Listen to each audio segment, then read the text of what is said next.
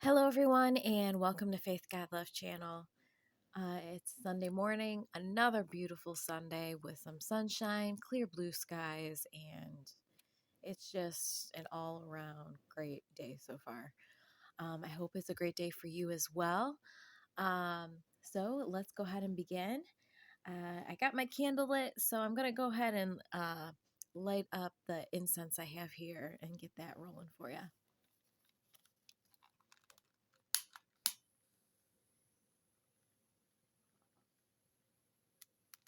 It kind of takes a minute because they don't light up right away.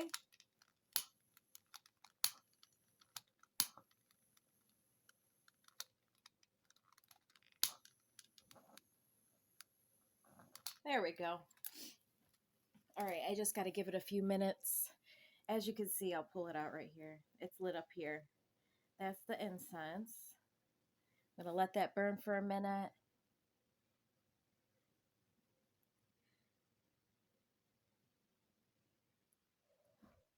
There we go.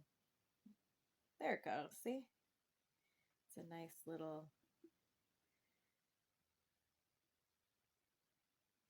addition here for you. Okay. So let's go ahead and head on over to the Bible here. Again, if you have been following along, it's the English Standard Version.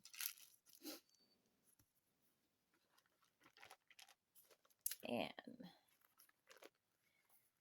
okay, so today is Esther. It's all about Esther. All right.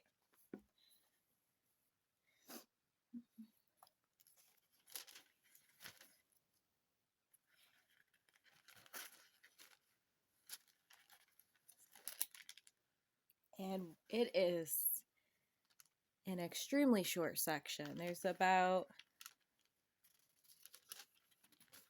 I got like 10 major headings here.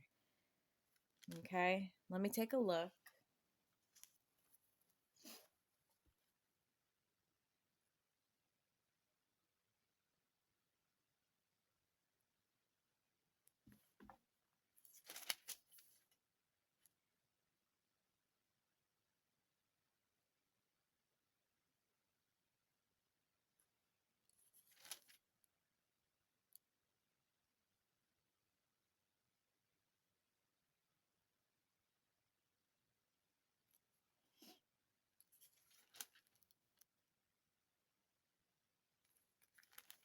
Okay, so based on the headings alone, it looks like, it's a long story with Esther involved throughout the entire section. So I'll go ahead and read the very first section here. It says the king's banquets. And then I'll move on to section 2 for you. I'm just going to start the beginning of the story, and then you'll have to finish that up all the way through 10 if you're following along, so to speak. So I'd rather read the story from the beginning and then to the end. So if you want to do that on your own as well, you can, because it looks like it goes in that sort of order. So I'm just going to stick with that for now. Okay, it says the king's banquet. 1.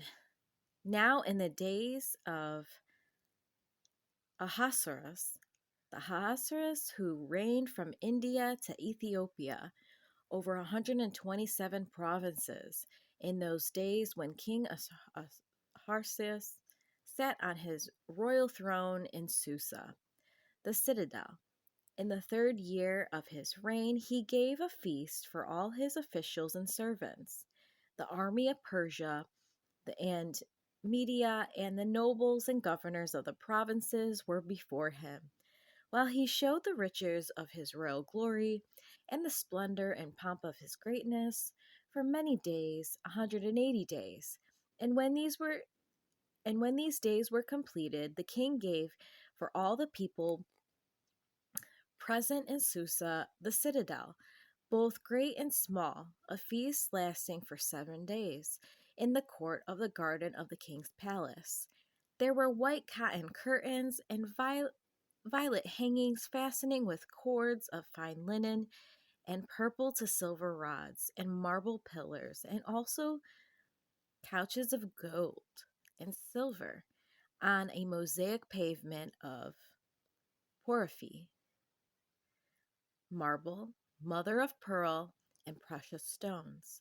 Drinks were served in golden vessels, vessels in different kinds, and the royal wine was lavished according to the bounty of the king, and the drinking was according to the edict. There is no compulsion, for the king had given orders to all the staff of his palace to do as each man desired. Queen Vashti also gave a feast for the women in the palace that belonged to King Ahasuerus. All right, so from what I gather, there was a king and there was a queen as well. They both had, very fine um, materials with, this so-called banquet they were having. Um, from the sound of it, it sounds beautiful. If I had a picture of it, that would be very nice. From the mosaic pavement, that sounds beautiful. And then golden vessels. Um, you got the linen, purple, that sort of thing. Very colorful, so to speak. And very fine materials they have there for this banquet. All right, so let's go ahead and move on. It looks like Queen Vashti's refusal. So at the end of that first section, she also was throwing a banquet for women as well. I don't know if that continues on in this section, but let's go ahead and find out. It says, on the 7th day, when the heart of the king was merry with wine, he commanded Mehuman, Biztha, Harbona, Bigtha, and Abagatha, Zethar, and Charcas, the 7 eunuchs who served in the presence of King Ahasuerus, to bring Queen Vashti before the king with her royal crown, in order to show the peoples and the princes her beauty, for she was lovely to look at. But Queen Vashti refused to come at the king's command, delivered by the eunuchs. At this the king became enraged, and his anger burned within him.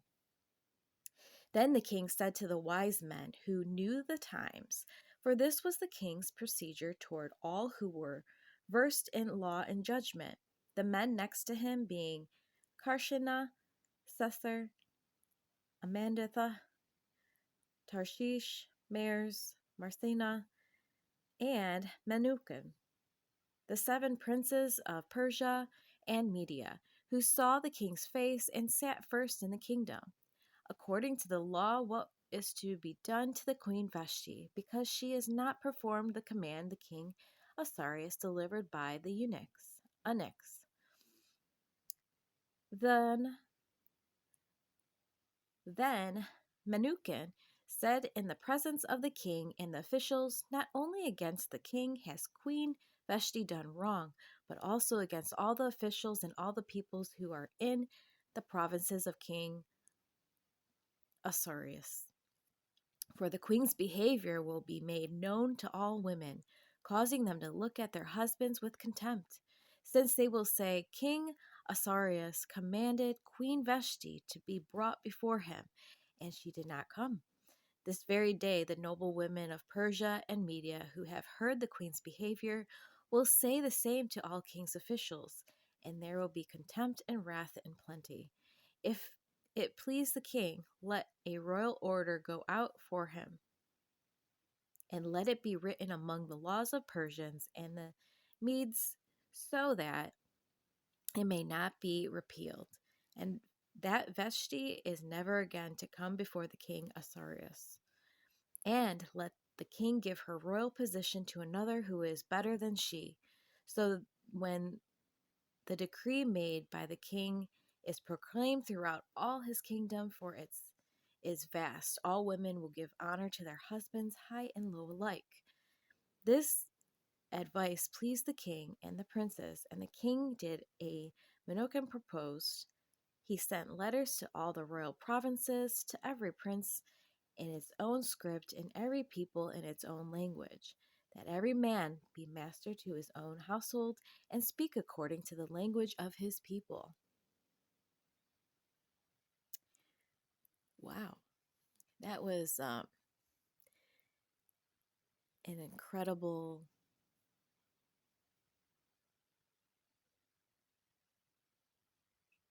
sort of consequence in a way. The queen's refusal to stand before the king really, you know, made him do something for all of uh, his kingdom, so to speak. All right, so moving on, Esther chosen queen. After these things, when the anger of King Asarius had abated, he remembered Vashti and what she had done and what had been decreed against her. Then the king's young men who attended him said, "Let beautiful young virgins be sought out for the king, and let the king appoint officers in all the provinces of his kingdom to gather all the beautiful young virgins to the harem in Susa, the citadel, under custody of Haggai, the king's eunuch, who is in charge of the women. Let their cosmetics be given them, and let the young women who please the king be queen instead of Vashti." This pleased the king, and he did so. Now there was a Jew in Susa, the citadel, whose name was Mordecai, the son of Jair, son of Shimei, son of Kish, a Benjaminite who had been carried away from Jerusalem among the captives carried away with Jeconiah, king of Judah, whom Nebuchadnezzar, king of Babylon, had carried away. He was bringing up Hadassah, that is Esther, the daughter of his uncle, for she had neither father nor mother. The young woman had a beautiful figure and was lovely to look at, and when her father and her mother died, Mordecai took her as his own daughter. So when the king's order and his edict were proclaimed, and when many young women were gathered in Susa, the citadel, in custody of Haggai, Esther also taken into the king's palace and put in custody of Haggai, who had charge of the women. And the young women pleased him and won his favor.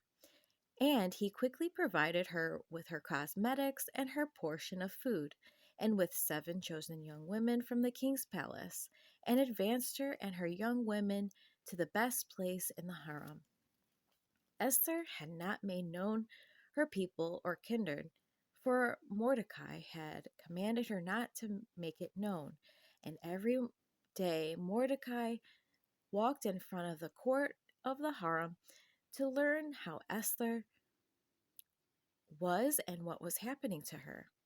Now, when the term came for each young woman to go in to King Asarius, after being 12 months under the regulations for the women, since this was the regular period of their beautifying, 6 months with oil of myrrh and 6 months with spices and ornaments for women. When the young woman went in to the king in this way, she was given whatever she desired to take with her from the harem to the king's palace.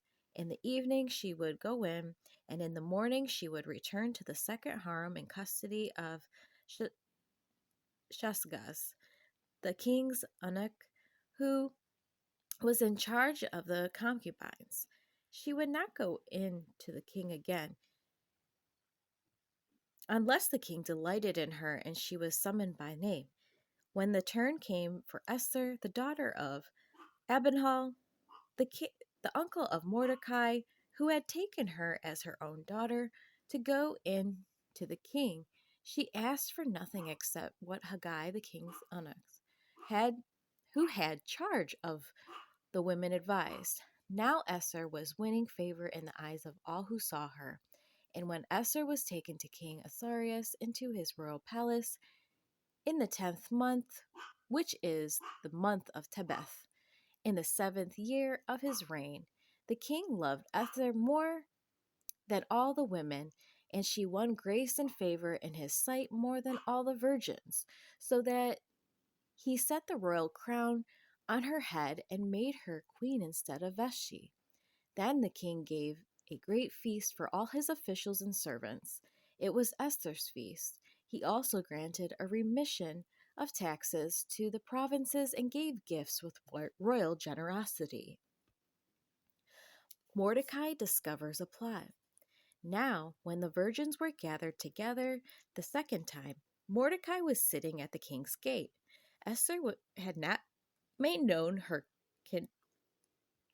kindred or her people as Mordecai had commanded her. For Esther obeyed Mordecai just as when she was brought up by him. In those days, as Mordecai was sitting at the king's gate, Bigthan and Teresh, two of the king's eunuchs, who guarded the threshold, became angry and sought to lay hands on King Ahasuerus. And this came to the knowledge of Mordecai, and he told it to Queen Esther. And Esther told the king in the name of Mordecai. When the affair was investigated and found to be so, the men were both hanged on the gallows. And it was recorded in the books of Chronicles in the presence of the king. All right, everyone. So that was quite the story so far. It was 1 through 2, all the way heading up to 3. So if you guys want to continue along on that section, you're more than welcome to. And that concludes this Bible reading. So I hope you have a great day, and I look forward to reading more to you. Take care.